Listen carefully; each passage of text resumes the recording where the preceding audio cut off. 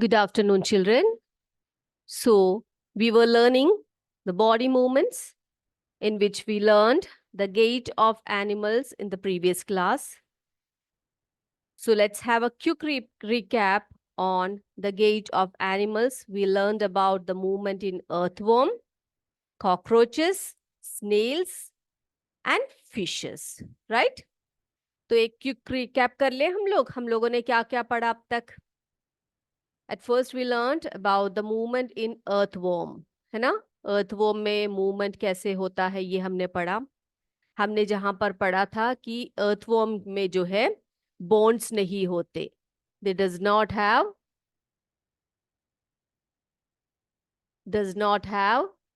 bones, right? उनमें bones नहीं होते. फिर क्या पढ़ा था हमने. The body of the earthworm is made up of many rings, है ना. बहुत सारे रिंग्स से उनकी बॉडी जो होती है वो बनी होती है. It is made up of many rings. Okay. And then the muscles are attached to the rings. So the muscles are attached to the rings, which helps the earthworm to move. And also they have some bristles. They have some bristles, that means hair-like structures under their body. Okay, so which give them or which provide a good grip on the ground. And these bristles are also connected with the muscles.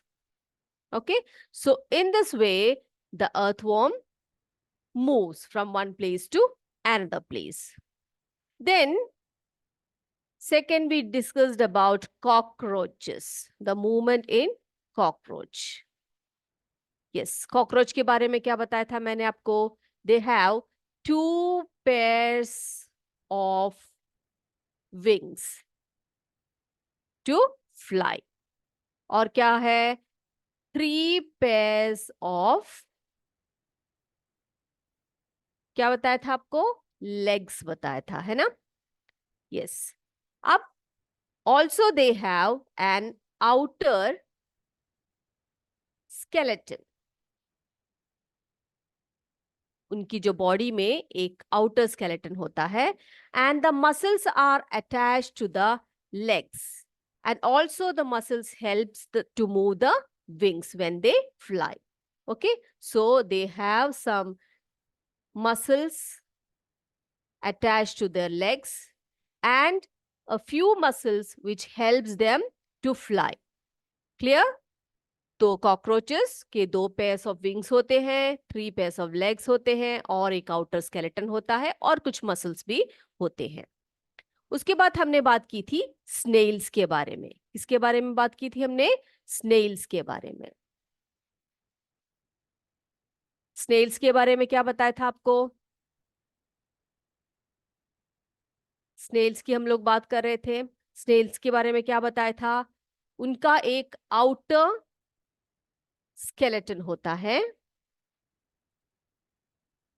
which is not made up of bones. बताया था मैंने आपको. उनकी जो outer skeleton होता है वो bone से मेड नहीं होते, यानी कि बोन से नहीं बना होता है. उनके शरीर में एक थिक स्ट्रक्चर होता है. There is a thick structure made of strong muscles. उनके बॉडी में एक थिक स्ट्रक्चर होता है जो बहुत स्ट्रॉन्ग मसल से बने होते हैं. उसे फूट कहते हैं. Okay, and this foot helps them to move. उनको एक जगह से दूसरी जगह पर लोकोमोशन करने में या मूव करने में ये सहायता करते हैं. And the snails move very slow in a wavy motion. कैसे चलते हैं वो लोग? एक वेवी मोशन में आगे बढ़ते हैं. So snails, they have an outer skeleton, which is not made up of bones. They have a thick structure made of strong muscles, which is known as foot. And this foot help them to move from one place to the another place. And they move very slow in a wavy motion. Okay. फिर हमने बात की थी fish के बारे में. Fish का movement कैसे बताया था मैंने आपको. फिश की बॉडी कैसे होती है. फिश की जो बॉडी है वो स्ट्रीमलाइंड बॉडी होती है. They have a streamlined body. What do you mean by streamlined body? That means the body tapers at both ends. At both ends. है ना. यानी कि जो हेड होता है, जो उनका हेड एंड द टेल, उनका हेड और जो टेल होता है कैसे होता है. स्मॉलर देन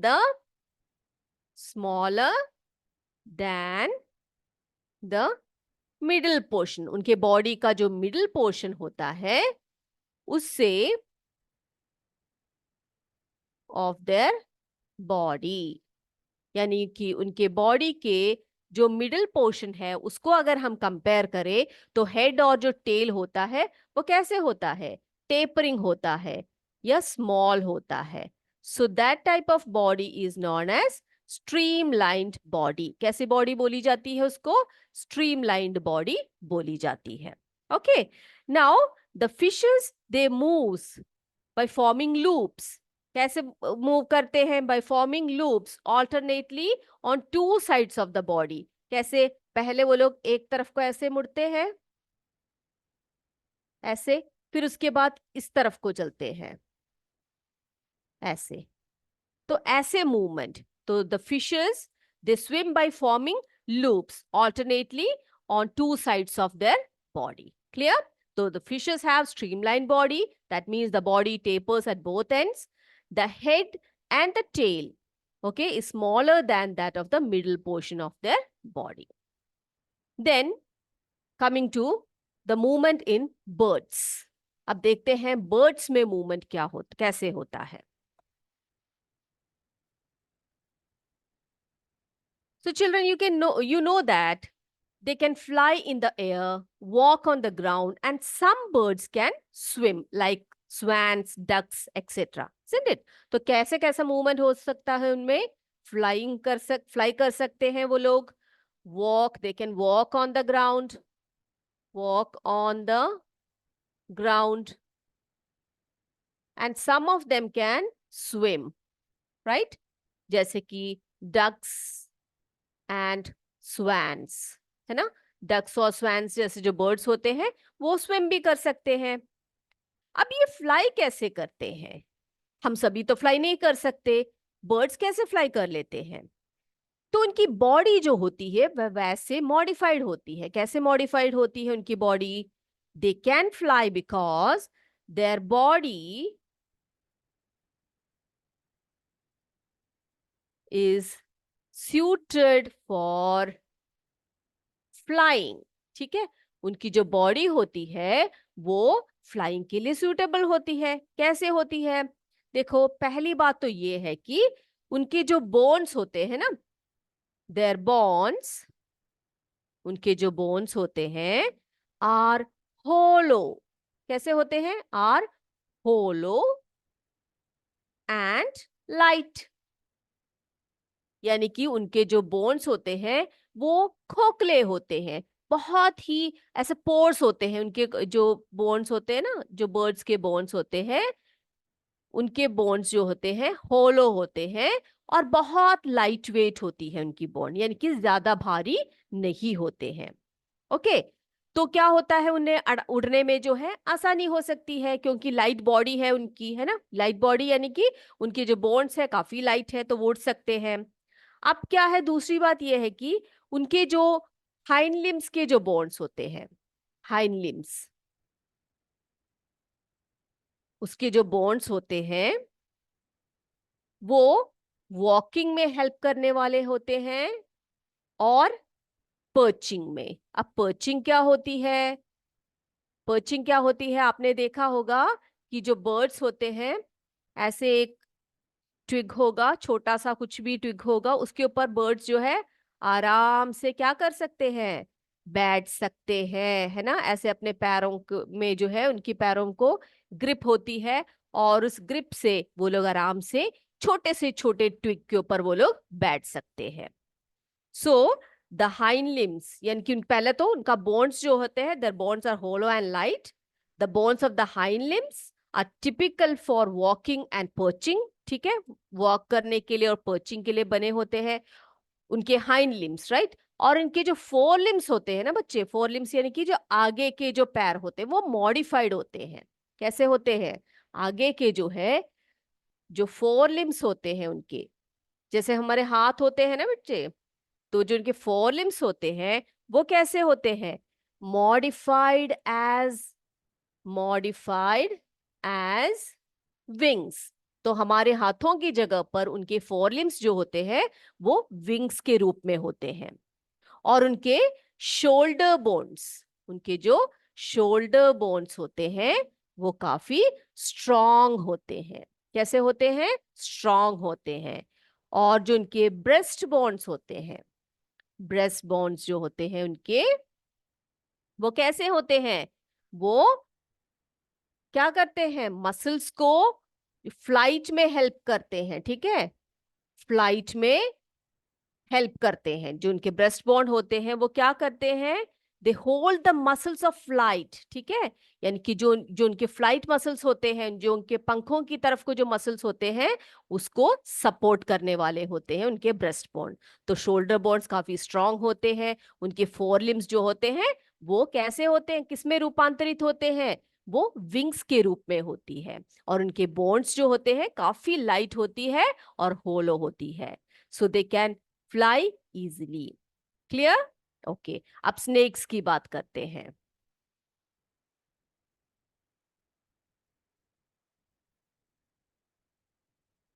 अब स्नेक्स क्या करते हैं देखते हैं, स्नेक्स कैसे मूव करते हैं।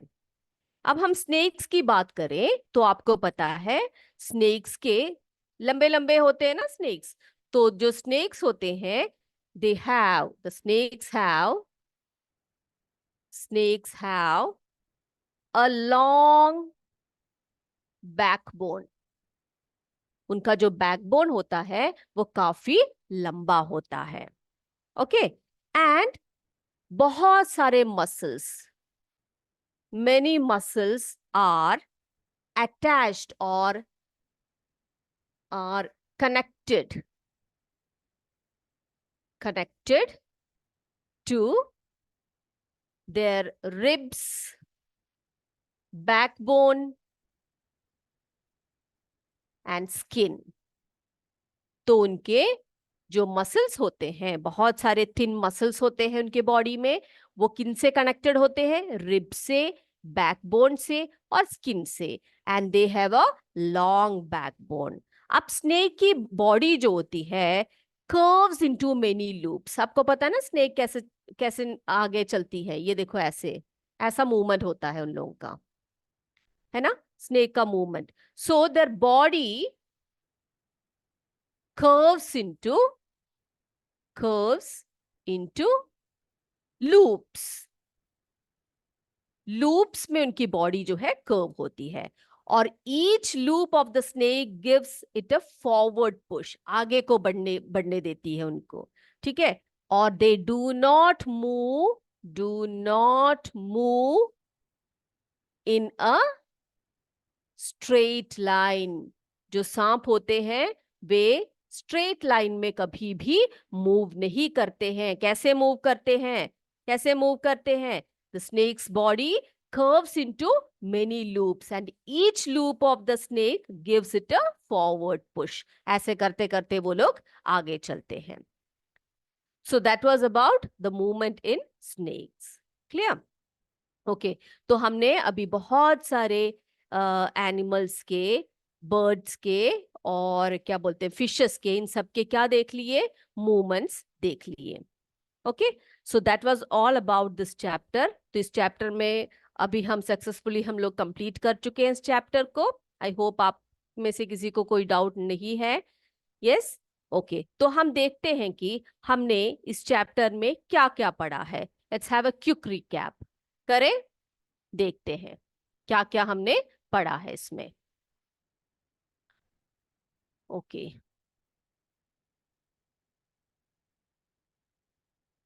ओके चिल्ड्रन, ये देखिए क्या पढ़ा था हमने। Bones and cartilage form the skeleton of the human body, है ना। It gives the frame and shape to the body and help in movement. It protects the inner organs, ये हमने पढ़ा है। फिर क्या पढ़ा हमने? The human skeleton comprises the skull, the backbone, ribs and the breastbone, shoulder bones, hip bones, and bones of the hands and legs. फिर क्या पढ़ा? The bones are moved by alternate contractions and relaxations of two sets of muscles, है ना। जो muscles होते हैं वो sets में होते हैं, पैर में वर्क करते हैं, और उनके मूवमेंट में बोन्स भी मूव करते हैं। Then, the bone joints are of various kinds, depending on the nature of the joints and the direction of movement they allow. हमने पढ़ा है, बहुत सारे joints के बारे में हम पढ़ चुके हैं। और फिर हमने पढ़ा strong muscles and light bones work together to help the birds fly, है ना। They fly by flapping their wings. तो उनके स्ट्रॉन्ग मसल्स होते हैं, उनकी बोन्स जो होते हैं बहुत लाइट वेट होती है, तो इसी कारण वो लोग आराम से उड़ सकते हैं। And the fish swim bye forming loops alternately on two sides of the body. कैसे वो लोग लूप्स फॉर्म करते हैं, उनकी स्ट्रीमलाइन बॉडी होती है और वो लोग आराम से पानी में स्विम करते हैं। देन स्नेक्स स्लिथर, तो हम लोग जो स्नेक की जो मूवमेंट बोलते हैं उसको स्लिथरिंग बोलते हैं। क्या बोलते हैं बेटा? स्लिथरिंग। Okay, so the snake slither on the ground by looping sideways. A large number of bones and associated muscles push the body forward. जैसे कि मैंने आपको बताया, मसल्स जो होते हैं उनके रिब से, बैकबोन से, स्किन से कनेक्टेड होते हैं। उनकी जो बैकबोन होती है बहुत लॉन्ग होती है और उनकी बॉडी जो है कर्व्स इनटू लूप्स, और इस तरह वो लोग मूव करते हैं। The body and the legs of the cockroaches have hard coverings forming an outer skeleton. उनका एक आउटर स्केलेटन होता है, हार्ड कवरिंग होती है उसकी। The muscles of the breast connected with the 3 pairs of legs and 2 pairs of wings which help the cockroach to walk and fly. बताया था 2 तरह के मूवमेंट होते हैं कॉकरोच में, एक फ्लाई करते हैं और एक वॉक करते हैं। वॉकिंग के लिए उनके पास 3 pairs of legs होते हैं और उड़ने के लिए उनके पास 2 pairs of wings भी हैं। अर्थवॉर्म की बात हमने बताइए आपको। Earthworms move by alternate extension and contraction of the body using muscles, है ना। ऐसे कंट्रैक्ट करते हैं फिर एक्सटेंड करती है उनकी बॉडी। उनके बॉडी में जो मसल्स होते हैं, जो उनके रिंग्स होते हैं उनके बॉडी में, उससे कनेक्टेड होते हैं। और tiny bristles on the underside of the body help in gripping the ground. और उनके जो अंडर के साइड में, नीचे की साइड में जो ब्रिजल्स होती है, टाइनी जो हेयर लाइक स्ट्रक्चर्स होते हैं, वो उनको ग्राउंड में ग्रिपिंग में हेल्प करते हैं। और स्नेल्स के बारे में हम लोग बात कर चुके हैं। Snails move with the help of a muscular foot. उनका एक मस्कुलर थिक फूट होता है, इसी की हेल्प से, इसी की सहायता से स्नेल्स जो है मूव करते हैं।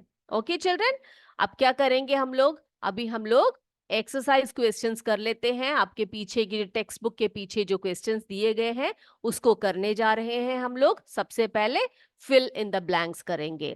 ओके यस, तो देखते हैं हम लोग। सभी लिखने के लिए तैयार हो जाइए।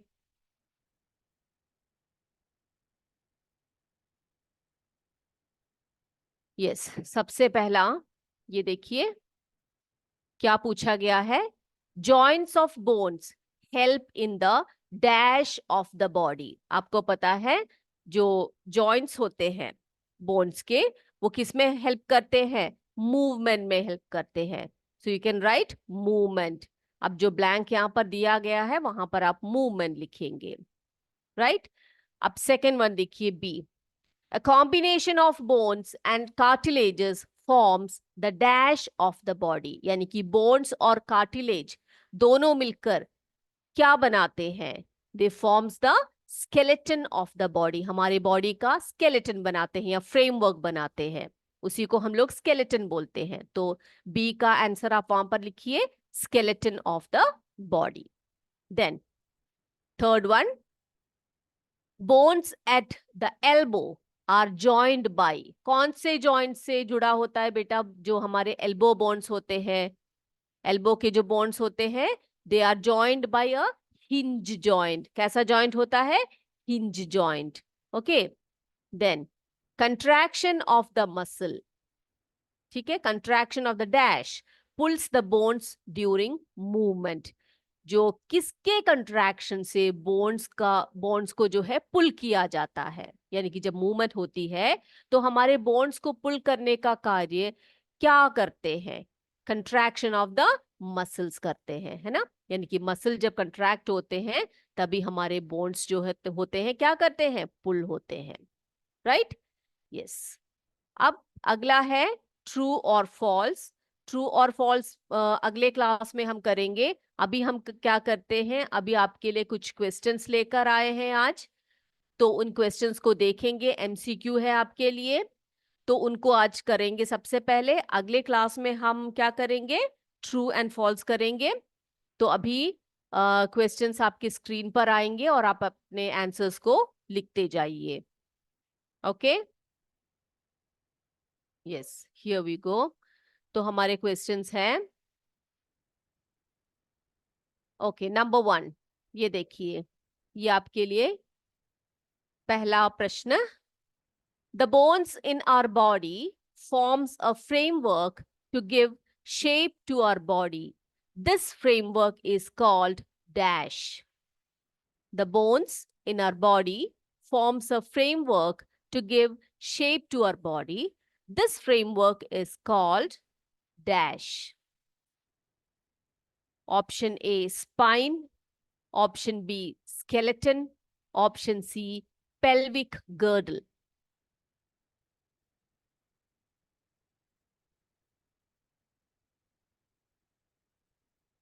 Second one, the ribs join in the chest bone and the backbone to form a box called the dash. Ribs जो है चेस्ट बोन के साथ और बैकबोन के साथ मिलकर एक बॉक्स का फॉर्मेशन करते हैं, और उस बॉक्स को क्या कहते हैं? ए रिब केज, बी बैकबोन, सी नी। के रिब केज, बैकबोन, नी। ये है हमारा second question.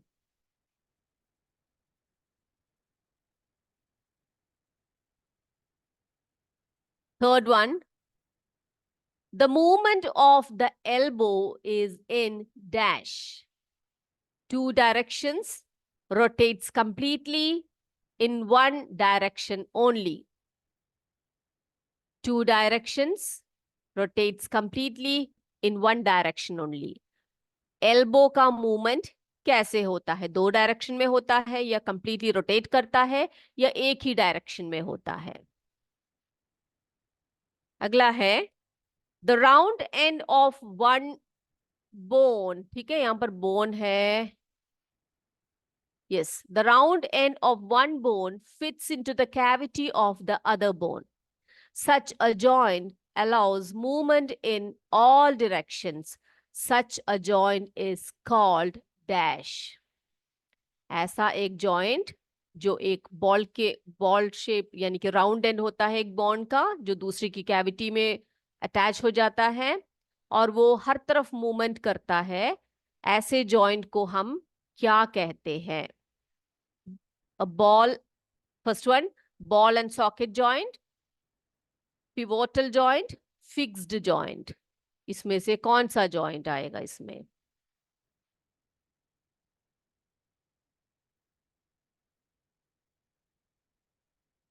Yes. Next one, fifth question.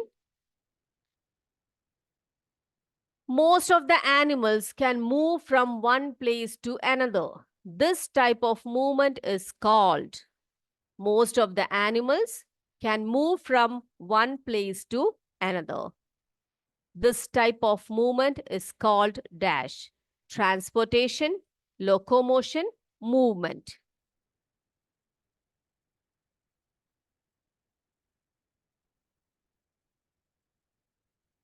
Yes.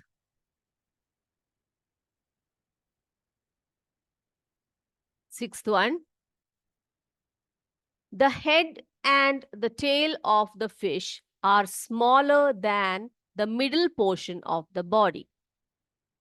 This body shape is called streamlined.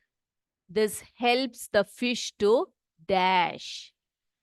The head and tail of the fish are smaller than the middle portion of the body. This body shape is called streamlined, and this helps the fish to dash, swim, to attack its enemy, to take care of its young ones.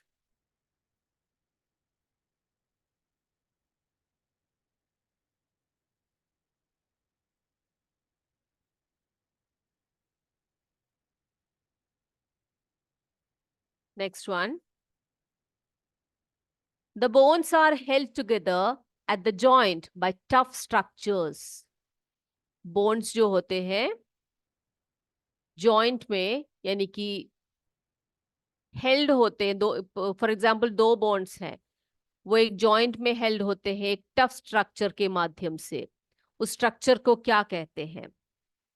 Ligaments, nerves, muscles.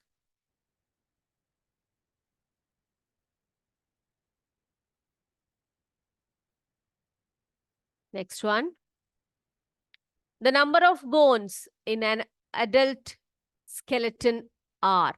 ठीक है, एक adult skeleton में कितने bones होते हैं? कितने bones होते हैं? 206, 300, 200. कितने बोन्स होते हैं? Next one. A cockroach has dash pair of legs. कितने pairs of legs होते हैं उनके? कितने legs होते हैं? कितने पैर पूछा गया है, ठीक है? 2, 3, 4.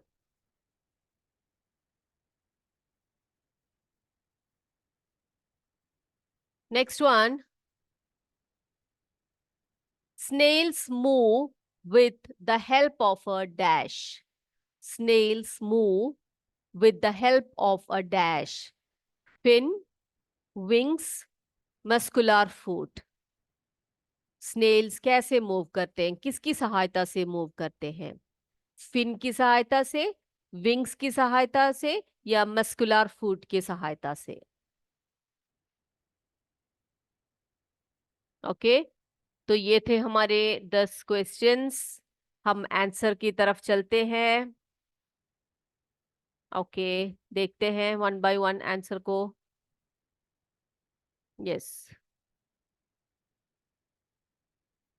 Okay, the bones in our body forms a framework to give shape to our body. This framework is called, क्या बोलते हैं उस framework को हम लोग?